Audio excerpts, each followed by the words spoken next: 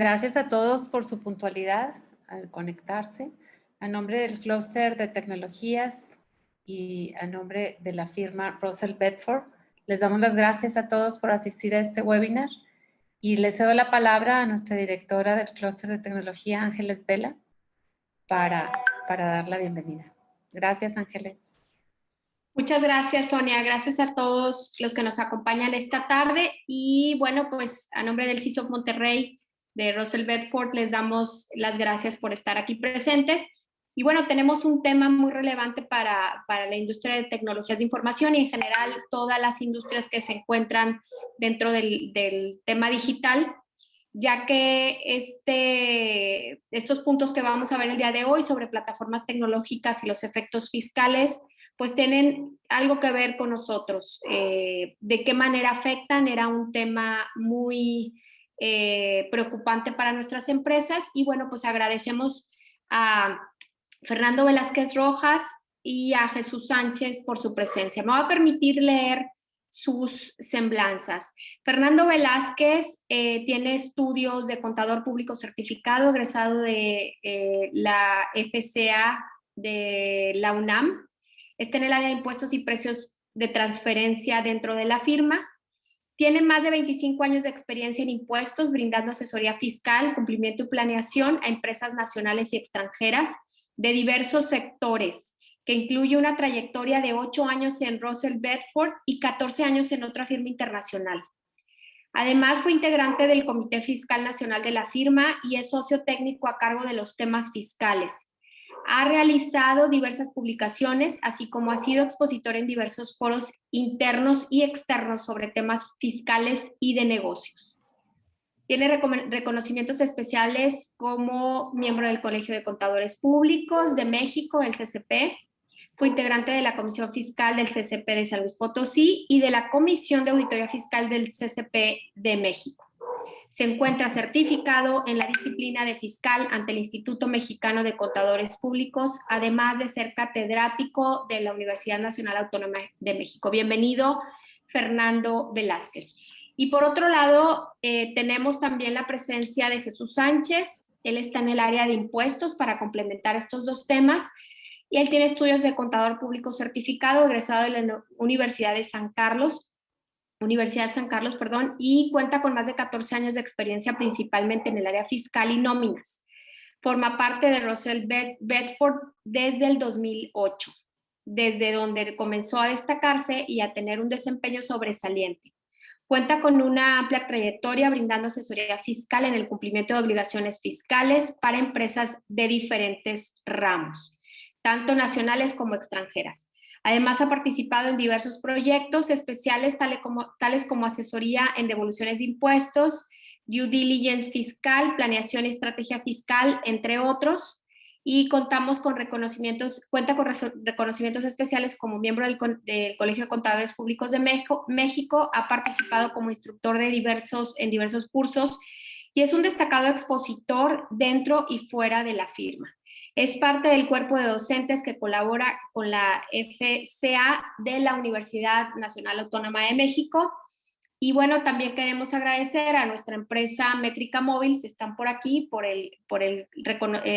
la recomendación de esta plática y el contacto. Muchísimas gracias y sin más, pues les doy la bienvenida a esta conferencia ofrecida por el Clúster de Tecnologías de Información de Nuevo León, CISO Monterrey. Bienvenidos sean todos y que aprovechen esta interesante conferencia con un tema de mucha relevancia para nuestra industria. Bienvenidos todos. Muchísimas gracias, Ángeles, por la oportunidad de poder participar efectivamente en este interesante tema. La verdad es que se tiene un antecedente muy amplio de cómo se ha ido desenvolviendo esta situación, incluso a nivel mundial, derivado incluso de varias recomendaciones de la OCDE y de las distintas guías que se tienen. Es un tema bien interesante. El primer paso que se dio es un poquito en materia, obviamente, del impuesto al valor agregado. Ahorita lo vamos a ir viendo a mayor detalle, pero obviamente también se sigue trabajando en estos aspectos a nivel internacional, porque el siguiente punto, y que está muy álgido y que se sigue discutiendo, pues es mucho en materia ya de un impuesto directo, de un impuesto sobre la renta, ¿no? ¿Cómo se pueden grabar este tipo de operaciones a nivel internacional? Porque la realidad es que dentro de las estructuras internacionales que se tienen en relación con este tipo de empresas que prestan servicios de esta naturaleza, de servicios digitales, pues sí existen diversos elementos que llevan a que realmente no contribuyan, porque ya sea que están alojados en paraísos fiscales a fin de cuentas o situaciones de este tipo. Entonces, pues se sigue trabajando muy fuerte a nivel internacional, pero bueno, el primer paso aquí en México fue en materia principalmente de renta, pero vía retenciones y de IVA, obviamente también. Entonces va a ser básicamente sobre lo que vamos a estar comentando. Nos gustaría brevemente presentarnos. Somos Russell Bedford, somos una firma internacional, somos miembros de Russell Bedford Internacional, tenemos presencia pues alrededor en 100 países del mundo. La verdad es que afortunadamente, gracias al reconocimiento de nuestros clientes, hemos tenido un crecimiento bastante importante, tanto a nivel internacional como a nivel nacional. A nivel internacional, pues nos ubicamos entre las 20 networks más importantes.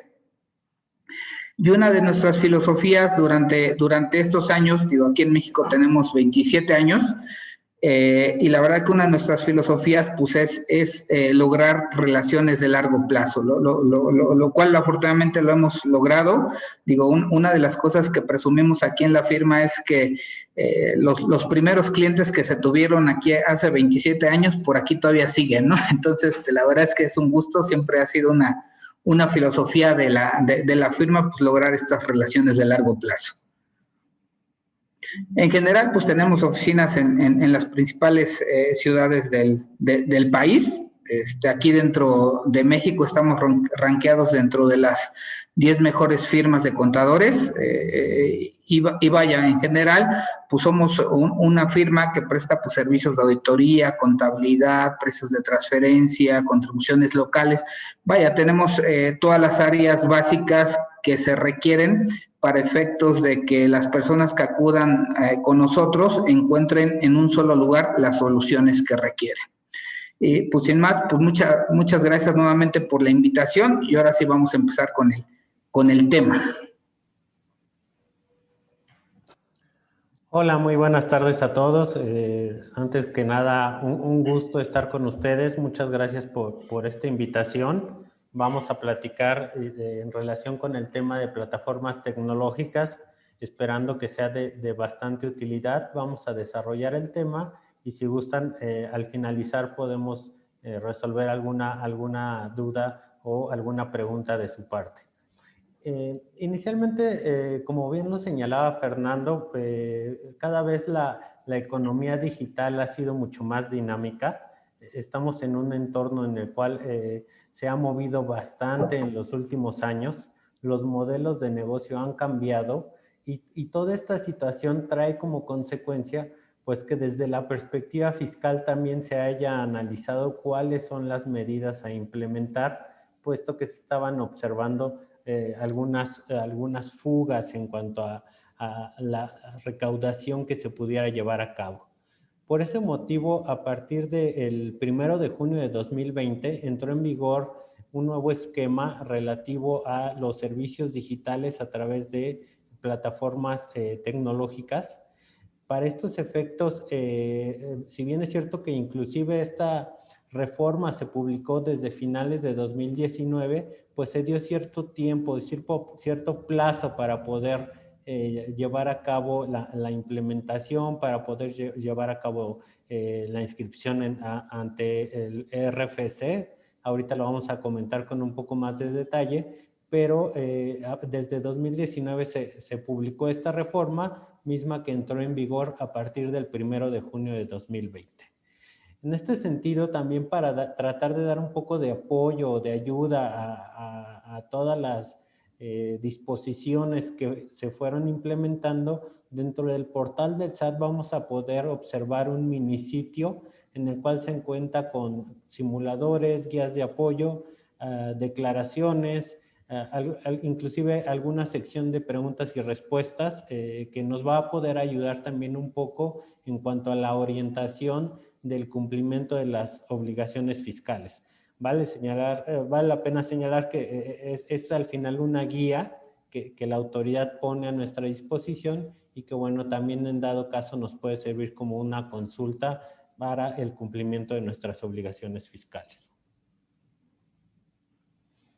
Ahora bien, uno de los puntos principales consideramos que es definir cómo lo está viendo la autoridad respecto a qué tipo de servicios van a entrar en esta definición de servicios digitales.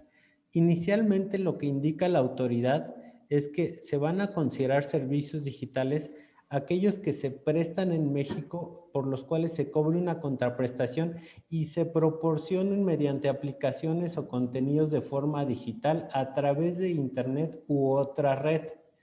Aquí a lo mejor vamos a ir mencionando algunas disposiciones que pudieran no quedar tan claras o quedar un poco abiertas, pero vamos, este es desde el ámbito fiscal la guía que se ha establecido para definir cuáles son los servicios que van a estar incluidos dentro de esta reforma o dentro de esta aplicación de servicios digitales.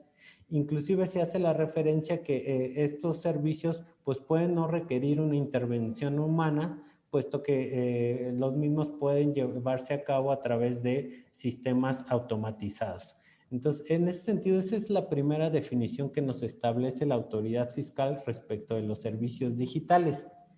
Ahora bien, dentro de esta amplia definición, trata de ser consecuentemente un poco más precisa respecto de lo que se va a incluir como servicios digitales. Y aquí es donde ya se establece que se van a considerar la descarga y acceso a imágenes e información.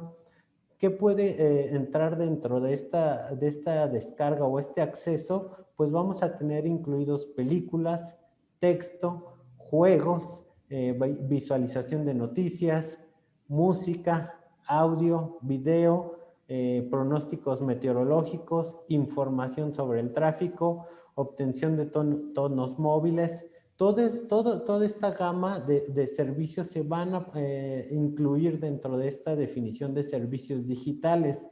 Aquí vale la pena señalar que es bien importante, o nosotros sugerimos con base en la experiencia que hemos tenido, que en principio se tome en cuenta pues realmente cuál es el servicio que se está prestando para definir si estamos o no estamos dentro de este concepto de servicios digitales, pero también es muy importante ver qué es lo que está plasmado en los contratos y qué es lo que está plasmado en la documentación soporte, puesto que a veces dentro de los contratos y la documentación soporte puede decir algo relativamente distinto a lo que nos platican que realmente corresponde al servicio. Entonces, una de las sugerencias, si nosotros estamos en alguno de estos supuestos, pues es sí llevar a cabo un análisis, pero un análisis integral, puesto que si la autoridad fiscal viene y revisa, prácticamente la autoridad no únicamente se queda con una explicación simple y sencilla de cuál es el servicio que se está prestando, sino que también esa explicación debe ir acompañada con contratos, órdenes de compra, entregables, cómo se determina la contraprestación por los servicios prestados. Es decir, van a influir diversos factores los cuales se van a tomar en consideración para poder llegar a una conclusión de si estamos o no estamos dentro de esta definición. Entonces, muy importante analizarlo en su conjunto y ya con eso tener todos los elementos, ahora sí, para poder determinar si nos ubicamos bajo esta definición.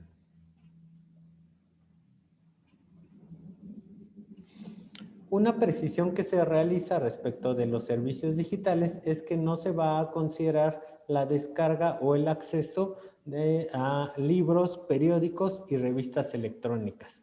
En estos supuestos no se va a considerar como una descarga o acceso y por tanto no se van a considerar como servicios digitales y no estarían tipificados bajo esta sección y por tanto no entraríamos dentro de las obligaciones fiscales que vamos a mencionar un poco más adelante. ¿Sale? Algunos otros servicios digitales que se están definidos de acuerdo con la ley del impuesto al valor agregado, la ley del IVA, son los relativos a la intermediación entre terceros que sean oferentes de bienes o servicios y los demandantes de los mismos.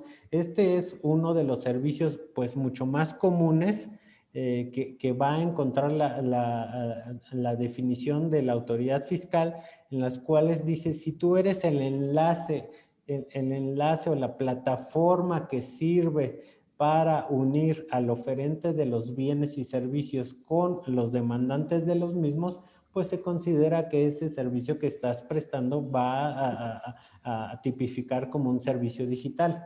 Entonces, vamos a observar que diversas plataformas de las muy famosas, pues realmente van a quedar incluidas dentro de esta definición como un servicio de intermediación entre un tercero y obviamente entre quien está adquiriendo ese servicio. ¿Sale? Entonces, este es uno de los supuestos especificados como servicios digitales.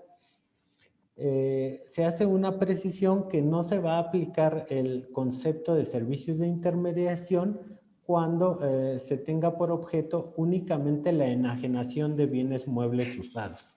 Es decir, esta es una precisión que se realiza de parte de la autoridad, en el cual si estamos hablando de un servicio de intermediación, pero cuya finalidad sea la venta de un bien mueble usado, en ese supuesto no va a quedar incluido dentro de la definición de servicios digitales y por tanto no será motivo de las obligaciones fiscales que, insisto, vamos a precisar un poquito más adelante.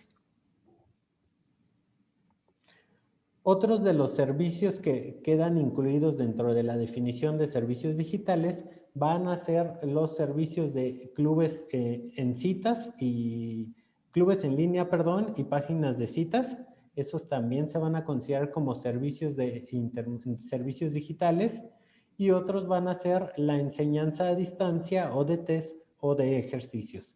Estos son básicamente los rubros que nos señala la ley del IVA, en los cuales se va a clasificar o se van a considerar que quedan incluidos los servicios digitales.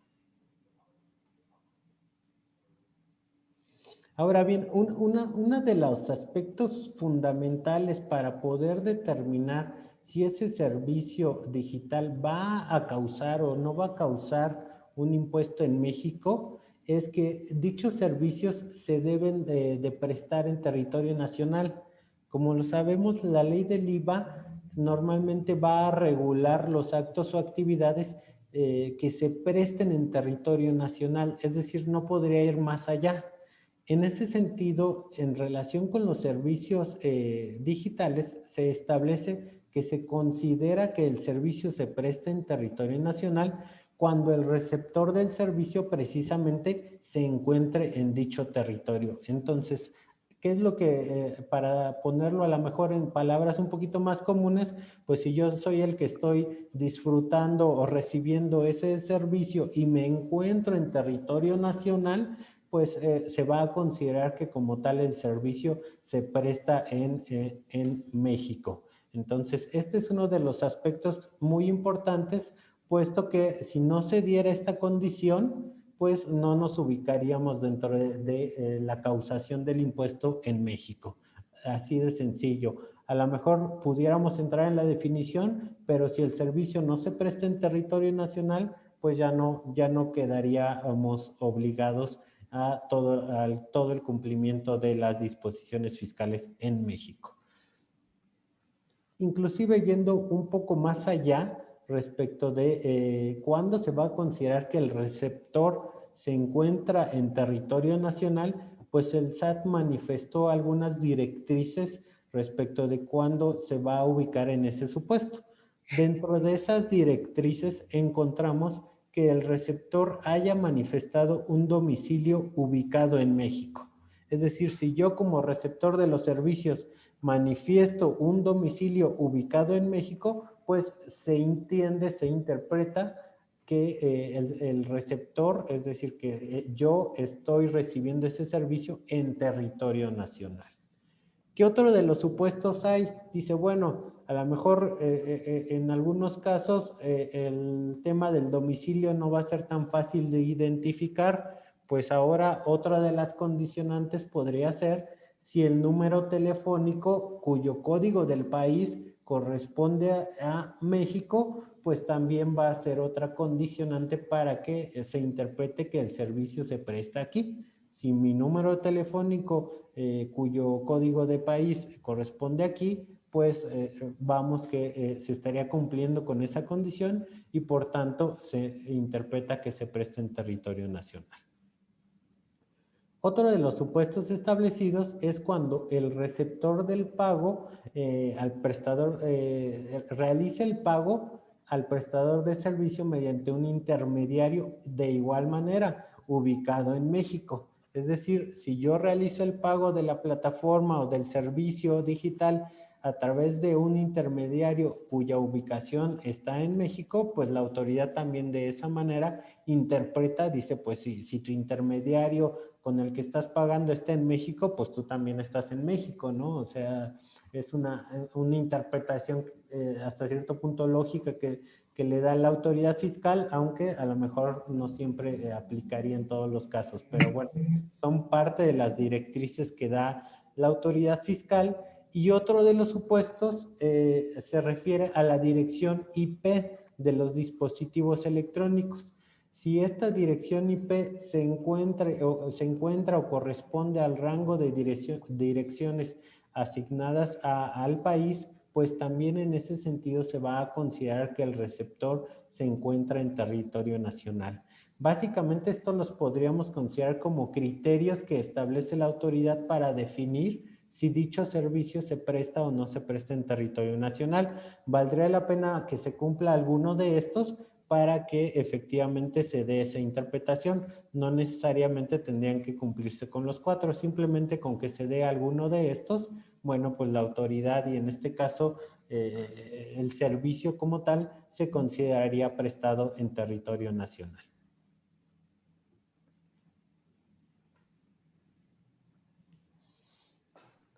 Ahora bien, en el caso de los servicios digitales cuya recepción se realice en territorio nacional, se va a establecer ciertas obligaciones para el prestador de los servicios, si en este caso el prestador de los servicios se tratara de un residente en el extranjero sin establecimiento permanente en el país.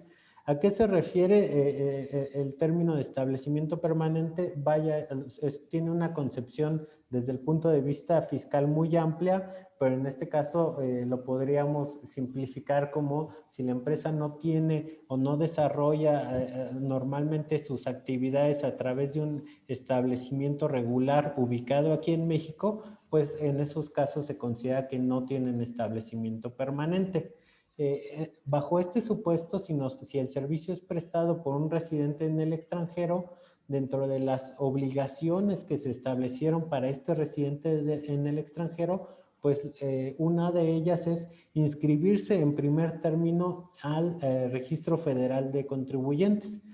Vale la pena señalar que los residentes en el extranjero sin establecimiento permanente, quitando esta disposición, normalmente pues no se encuentran obligados a inscribirse en el RFC. Sin embargo, bajo esta disposición de manera específica, sí se encuentran obligados a inscribirse en el RFC y adicionalmente también otra de las obligaciones es el trámite de la firma electrónica avanzada. Este trámite de la firma electrónica pues es el que también les va a permitir llevar a cabo el cumplimiento de sus obligaciones fiscales. Entonces, en ese sentido, pues requieren como tal contar con una firma electrónica avanzada para que ellos puedan llevar a cabo este cumplimiento de sus obligaciones, ¿no? Otra de las obligaciones que se establecen básicamente se refiere a ofertar y cobrar conjuntamente con el precio de sus servicios el IVA en forma expresa y por separado. Esto pues ya realmente a lo mejor ahorita ya estamos habituados. En el caso de las plataformas pues vimos el incremento a los que tenemos alguna plataforma por ahí de streaming, pues a partir del año anterior vimos ese incremento, que vimos que ya nos empezaban a cobrar ese IVA del 16%, y es precisamente porque una de las obligaciones para estos residentes en el extranjero pues es que efectivamente se oferte y se cobre ese impuesto al valor agregado, ¿no? Entonces, por eso es que se dio esa modificación, y en ese sentido pues cambió el total a pagar por sus servicios prestados, puesto que ya se incluyó el impuesto al valor agregado. ¿Qué otras obligaciones tienen? Pues que, como sabemos, el impuesto al valor agregado, el IVA, se calcula de forma mensual.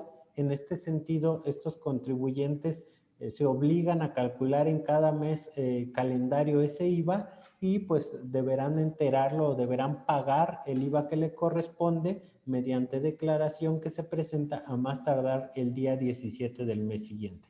Esta sería una de las obligaciones que tendrían impuestos, impuestas estos contribuyentes, y por ese motivo tendrían que estar pagando cada día 17 del mes siguiente todo el IVA que precisamente pues hubieran cobrado por estos servicios.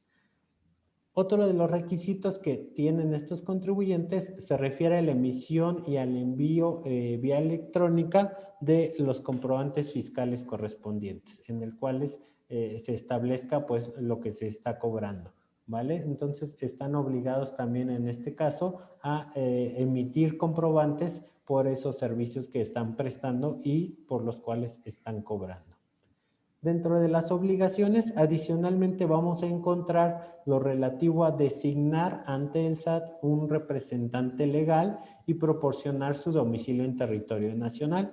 Es decir, por eso es que veíamos que muchas empresas, muchos residentes en el extranjero, para poder cumplir con todas estas obligaciones, pues se vieron obligados en establecer comunicación con personas en México para buscar un representante legal que les pudiera ayudar, y ese representante legal pues debía de estar ubicado precisamente aquí en territorio nacional.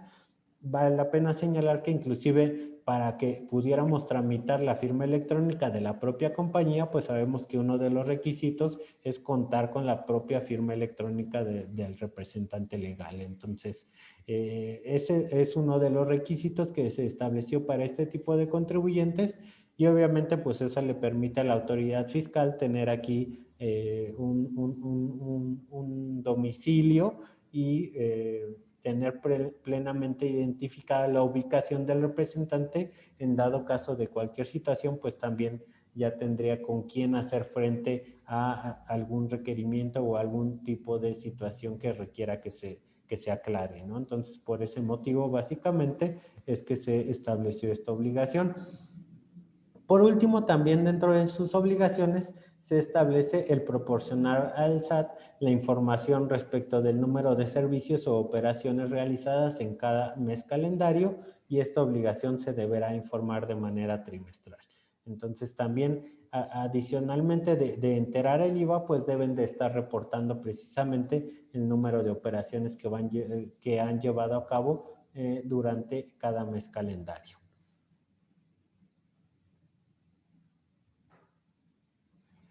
Aquí una precisión que nos establece la ley del impuesto al valor agregado es que en el caso de los residentes en el extranjero que lleven a cabo el cumplimiento de todas las disposiciones que señalamos en la lámina anterior, pues por ese cumplimiento no va a dar lugar a que ahora ya se considere que ese residente mantiene un establecimiento permanente en territorio nacional.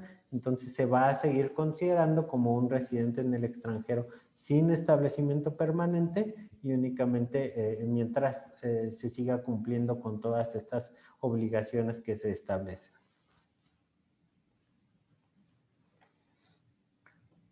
Por su parte, algunas de las sanciones o efectos que vamos a encontrar en dado caso de que no se lleve a cabo el cumplimiento, estaríamos dando lugar a, inclusive la ley prevé el bloqueo del acceso al servicio digital.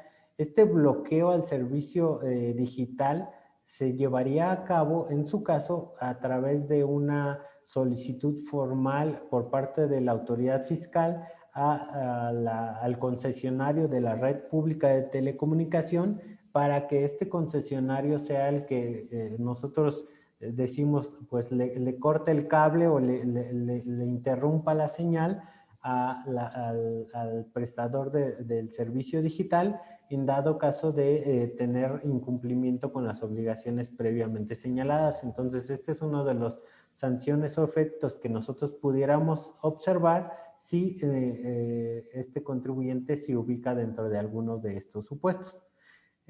Vale la pena señalar que algunas otras de las sanciones que pudieran dar lugar o que pudieran ser efectivas se refiere a la cancelación en el RFC de este contribuyente y a una baja de la lista publicada en la página del SAT. Como sabemos, todos estos contribuyentes que se dieron de alta en el RFC, pues se encuentran publicados en una lista que es de dominio público, valga la redundancia, publicada por parte del Servicio de Administración Tributaria, y en dado caso de incumplimientos, pues la autoridad fiscal puede llevar a cabo la cancelación del RFC y en su caso, pues también bajar de esta lista, bajar al prestador del servicio de esta lista publicada por la página del SAT, ¿no? Lo puede quitar, efectivamente. Y se aclara también que todas las sanciones que acabamos de mencionar, pues son independientes al entero del pago de la contribución que en su caso se haya omitido. Es decir, si la compañía no enteró el IVA correspondiente a los servicios que prestó y cobró y adeuda ese IVA, pues en primer término ese IVA pues lo tendría que enterar. Eso tiene ciertas sanciones en caso de no hacerlo, adicionales a las sanciones que acabamos de mencionar, ¿sale? Entonces, básicamente sería ese el escenario. En este caso, hablando específicamente desde la perspectiva del residente en el extranjero que presta este tipo de servicios. En dado caso que tuviéramos este supuesto en el cual el residente en el extranjero que presta los servicios es quitado de la lista de inscritos como tal, publicada por el Servicio de Administración Tributaria, pues se aclara en las disposiciones que los receptores de los servicios deberían de considerar estos servicios como una importación y por tanto ellos directamente tendrían que pagar el IVA. Lo que busca aclarar esta disposición es en un sentido que si tú actualmente le pagas ese IVA al prestador de servicios, bueno, si ese prestador de servicios deja de estar inscrito, teóricamente también tendrías que cumplir de todas maneras con ese IVA, pero ahora enterarlo directamente a la autoridad fiscal. Esa es una de las aclaraciones y sería un efecto para el receptor de los servicios si nosotros observamos que el prestador del servicio ya no se encuentra inscrito en la lista del SAT antes señalada, ¿vale? Ahora, otro de los servicios que vamos a platicar brevemente son los servicios de intermediación. Estos servicios de intermediación son las famosas plataformas que nos van a acercar entre el prestador de servicios o el que enajena el bien con la persona que está adquiriendo, con el demandante de esos servicios o el demandante de esos bienes.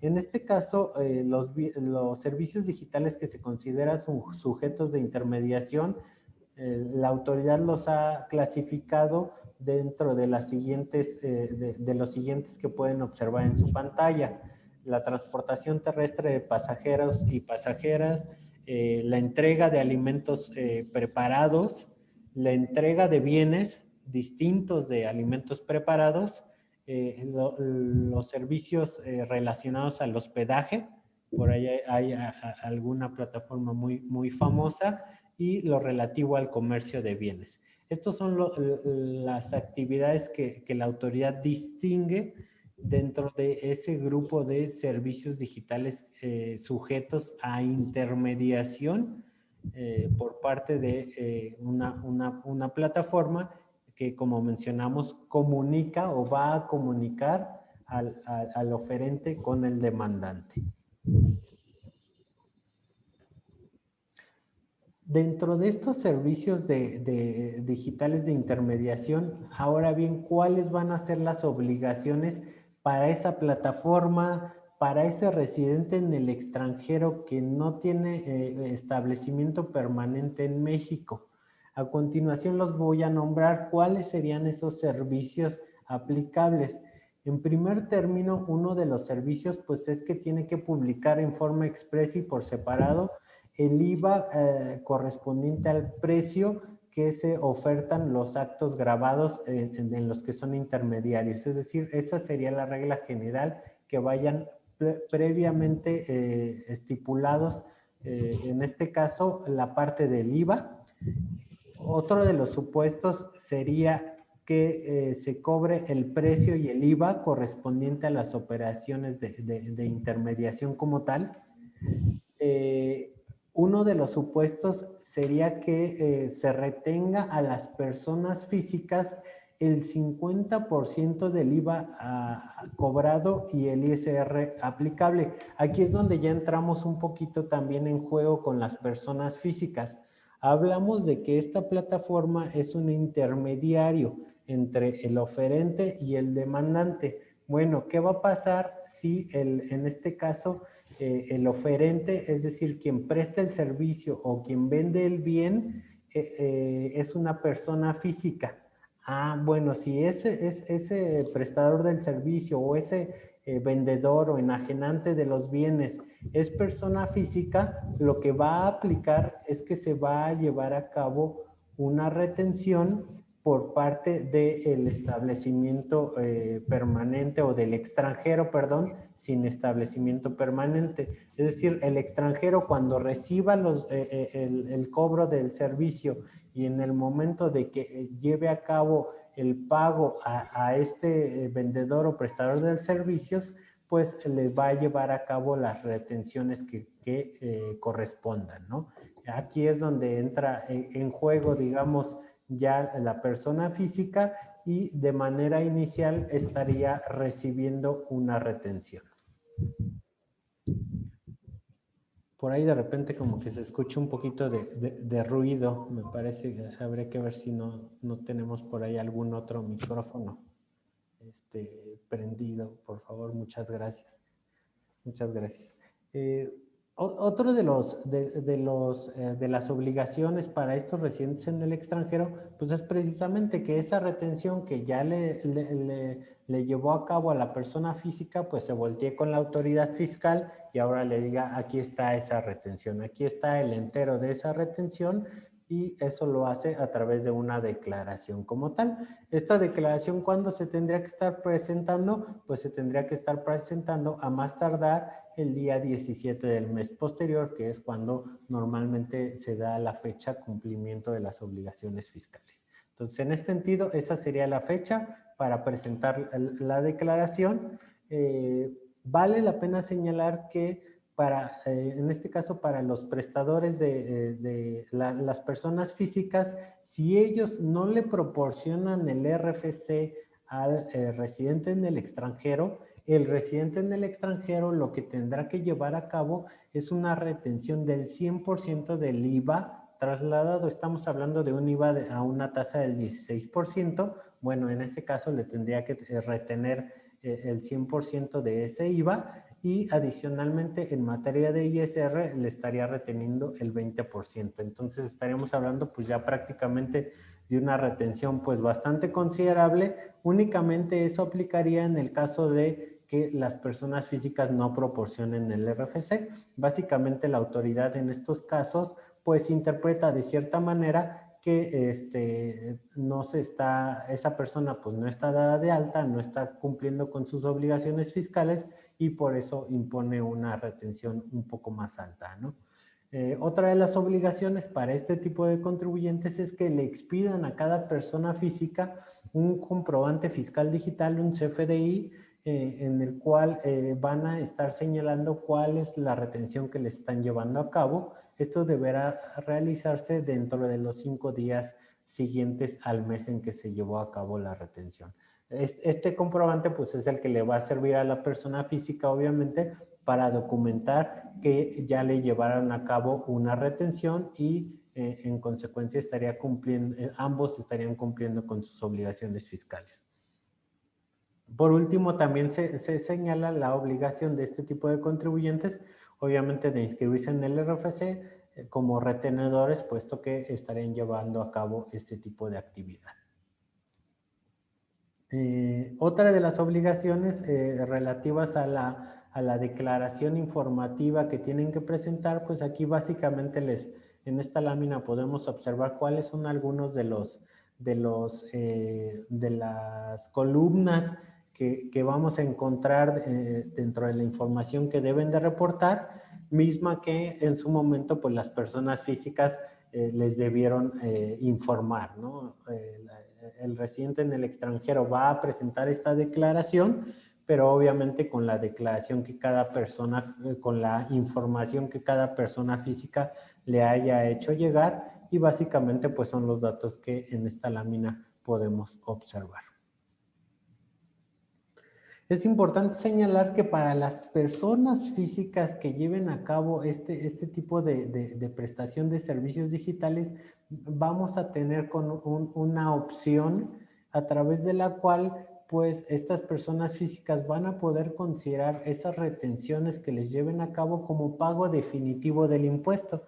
Es decir, ya no tendrían que presentar por su cuenta su declaración, sino que con eso se considera cubierta su obligación fiscal.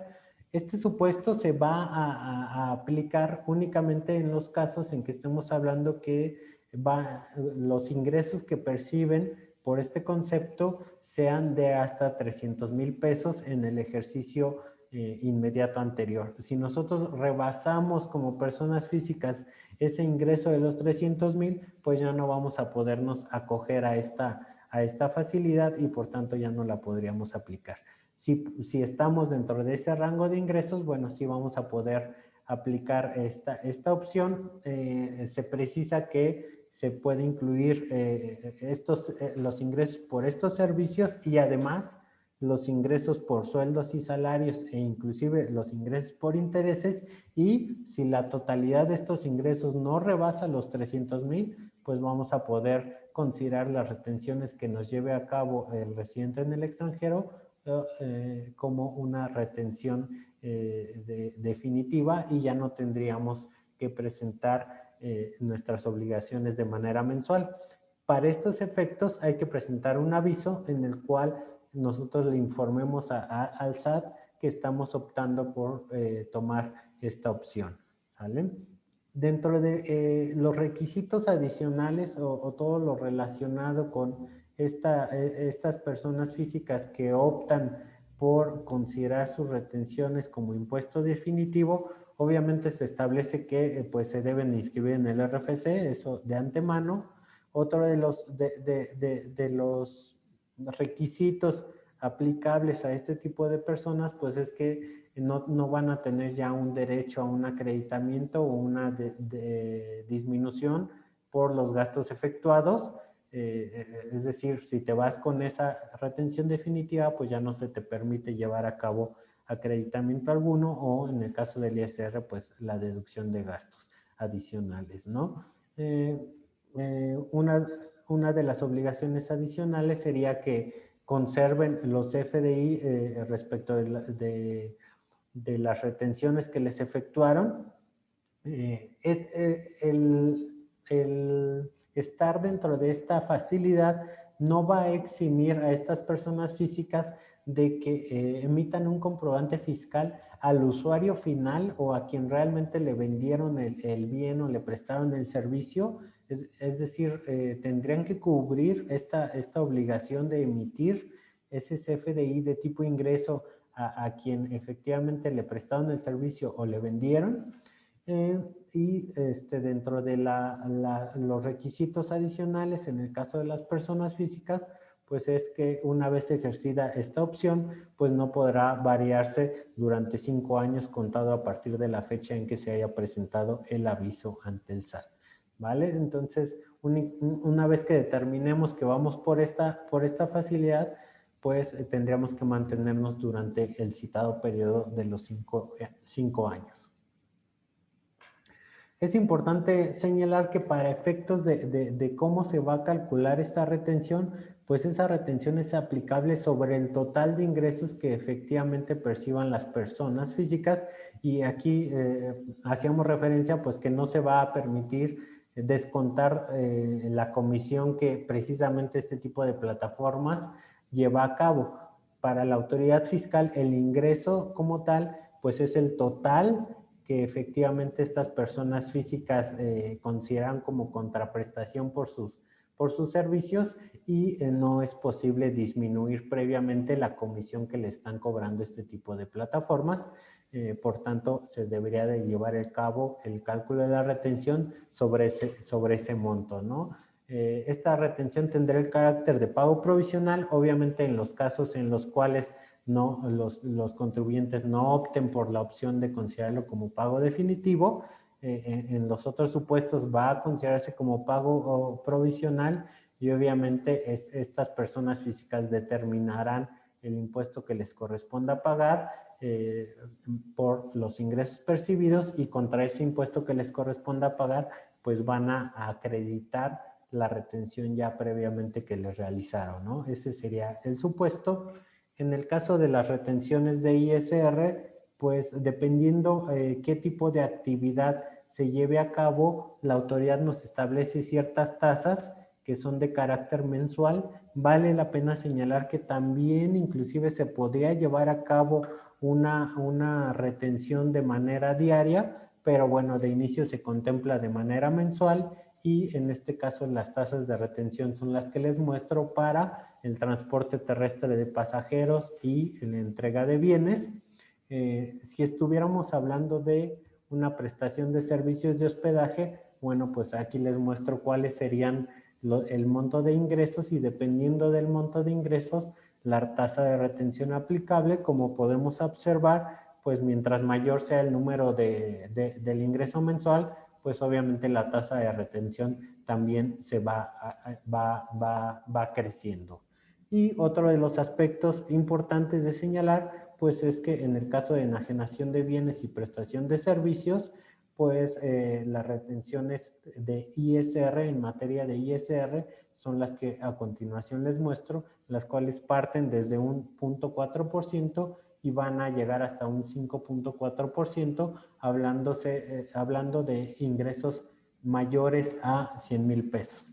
Básicamente, estas serían las tasas de retención aplicable en materia de ISR, lo cual, como mencionamos, pues es independiente a la retención que se lleve a cabo en materia de IVA. Es decir, estaríamos hablando de que aplicarían dos retenciones en materia de, una de ISR y una en materia de IVA. Fernando, no sé si quisieras agregar algo más antes de pasar a la sección de preguntas y respuestas.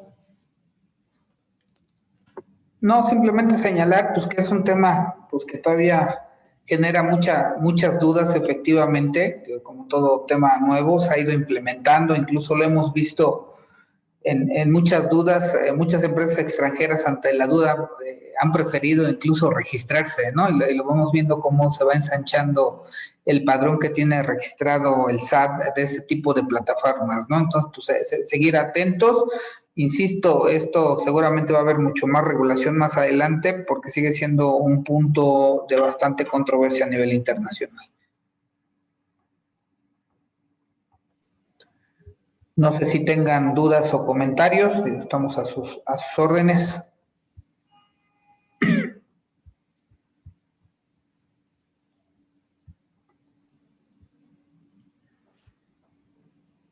Muchas gracias, Fernando y Jesús. Ahorita, pues invitados todos a hacer sus preguntas o las dudas que tengan, tanto en el chat como abrir el micrófono y poder hacerlo. Creo que sí, como todo tema, queda mucho por decir. Manuel Pérez, Hola Ángeles, ¿cómo estás? Buenas tardes. buenas tardes. Gracias por su plática muy interesante y completa, Fernando Jesús. Un comentario y una pregunta. El comentario es en el tema de la deducibilidad de los comprobantes que, bueno, que en teoría nos deberían de estar dando ya las plataformas. Así es. Ya sabes por dónde voy, ¿no? Fernando, digo, realmente, aunque ya el ejemplo inmediato pues es Zoom, ¿no? Por ejemplo, muchos estamos utilizando la plataforma, efectivamente está en el padrón, ¿no? Está ahí registrada, tiene su RFC, le pagamos IVA, pero pues de los comprobantes, bien. Nada, ¿no? Supongo que eso con el tiempo avanzará, pero bueno, eso creo más como comentario que como duda. Correcto. ¿No? Y es la situación con varios, ¿no? Sobre todo los extranjeros. En cuanto a la duda, creo que todo este tema pues se va muy enfocado principalmente a los grandes proveedores, ¿no? Plataformas como Mercado Libre, que incluso pues, ya tú entras a la plataforma y de inmediato te aparece el aviso que mejor te des de alta, pues si no te van a tirar ahí el 36%, ¿no? Directamente, así es. Amazon, etcétera, ¿no? Sin embargo, nosotros que somos parte de una gran comunidad de proveedores, de desarrolladores de software y de proveedores de servicios, pues estamos ahí en una situación en la que, por ejemplo, teníamos, en mi caso particular, yo tenía ahí 2, 3 plataformas que íbamos a empezar a pivotear, ¿no? A probar en el mercado, y resulta que pues nos tuvimos que frenar, ¿no? Porque dijimos, bueno, nosotros las plataformas quedarían bajo nuestra operación, ¿no? Entonces, ahí cómo aplica, pues más que para la persona física, que es el usuario, pues para la operación para quienes quedaríamos en una figura de intermediación, si en ese caso tenemos que hacer aumento de obligaciones, ¿no? Para la empresa, o seguimos operando como si fuera pues un servicio más, y hay un caso que va de la mano con esto.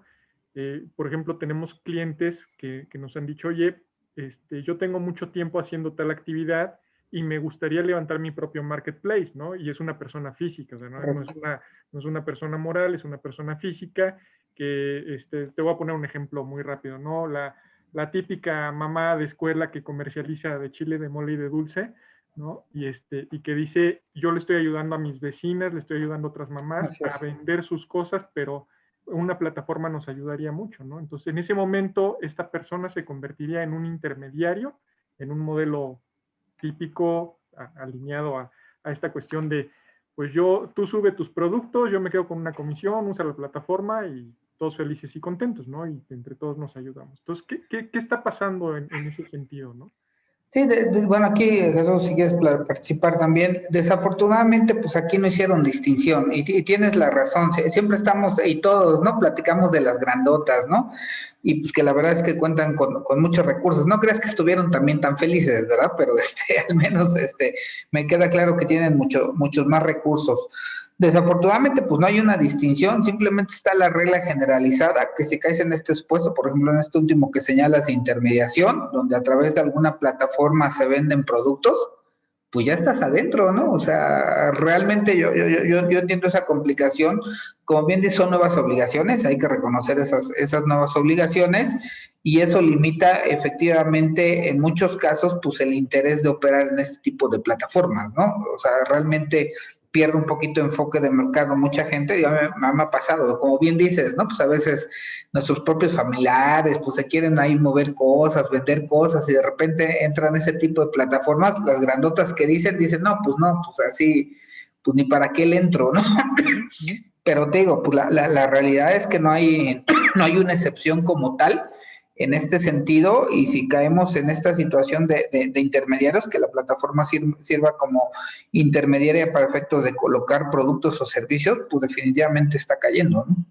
Claro, ahora en este caso, digamos, el desarrollador de la plataforma, pensemos en alguna de nuestras empresas, ¿no? Que teníamos tiempo haciendo software y conocemos los modelos.